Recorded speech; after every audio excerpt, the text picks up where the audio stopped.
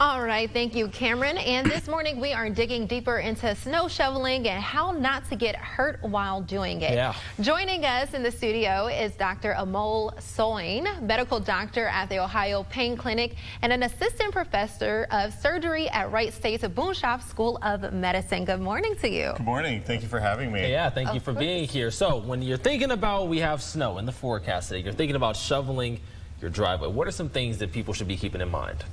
Well, one of the most important things is every time there's a big snow in my practice, the next day I see a bunch of people coming in with low back pain right here in the back. Yeah. And sometimes it grabs you in the back and goes down the legs and kind of wonder why is that? And the big reason why is that when people shovel snow, oftentimes they do things that strain that low back. Okay. And one of the things that is really challenging is when you have snow, it's cold, right? Yeah. So you want to get that driveway and sidewalk clean as quickly as possible. So you'll tend to go like this and take really big bites.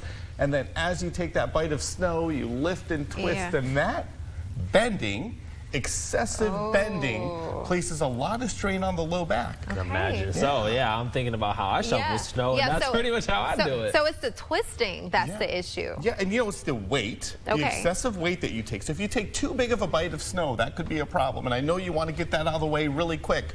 And so people tend to just swing it really rapidly and fling it over.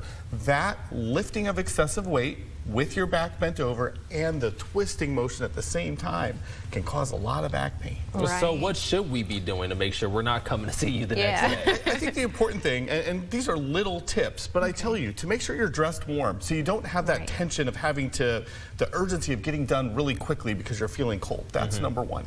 Number two, when you shovel snow, to take smaller bites of that snow, and when you do it, try not to fling it and sling it over super quick.